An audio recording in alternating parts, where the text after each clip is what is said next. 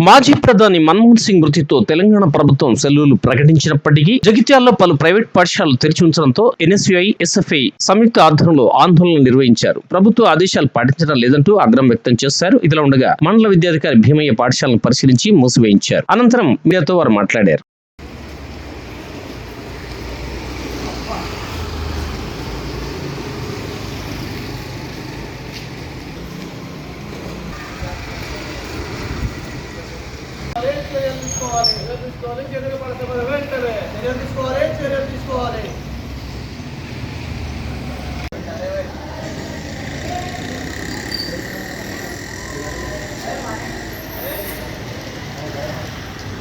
ఈరోజు మన మాజీ భారత ప్రధాని మన్మోహన్ సింగ్ గారు మరణించడం జరిగింది.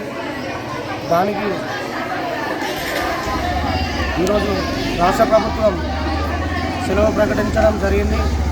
ఆ సెలవుని రాష్ట్ర ప్రభుత్వం ప్రకటించిన సెలవుని లెక్క చేయకుండా ఈరోజు చైతన్య స్కూల్ యాజమాన్యం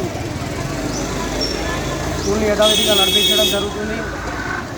రూల్స్ అండ్ రెగ్యులేషన్స్కి విరుద్ధంగా స్కూల్ని కూడా నడిపించడం జరుగుతుంది. దీనిపై వెంటనే చర్యలు తీసుకోవాలని ఎడ్యుకేషన్ ఆఫీసర్ గారికి కోరుకుంటున్నాను.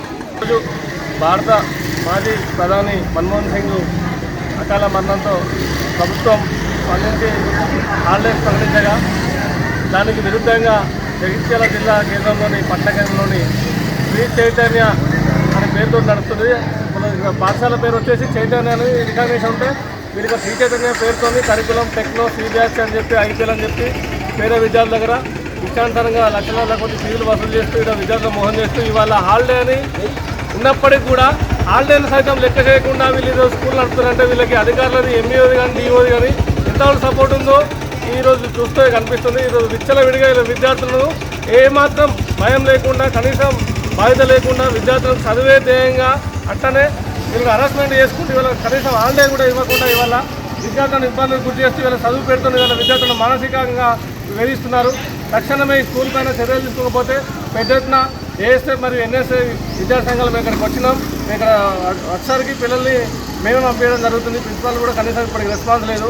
ఇటువంటి పరిస్థితులు జగిత్యాల జిల్లాకి నడుస్తున్నాయి. తక్షణమే అధికారులు ఎంఈఓ కానీ, డిఓ కానీ స్పందన లేదు. వచ్చి స్కూల్ పైన చర్యలు తీసుకుంటారా లేదా అని చెప్పి సందర్భంగా మేము డిమాండ్ చేస్తున్నాం. లేకపోతే మాత్రం పెద్ద ఎత్తున ఉద్యమాలు చేస్తాం. ఈ స్కూల్ పై చర్యలు తీసుకోవాలని చెప్పి ప్రధానంగా డిమాండ్ చేస్తాం.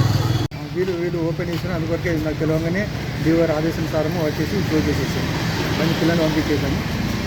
తర్వాత నోటీస్ బోర్డు మీద కూడా ఫీ పర్టికులర్ పెట్టమని చెప్పేసాము. అది అంతకుముందు పెట్టలేరు, అది పెట్టమని చెప్పేసాము.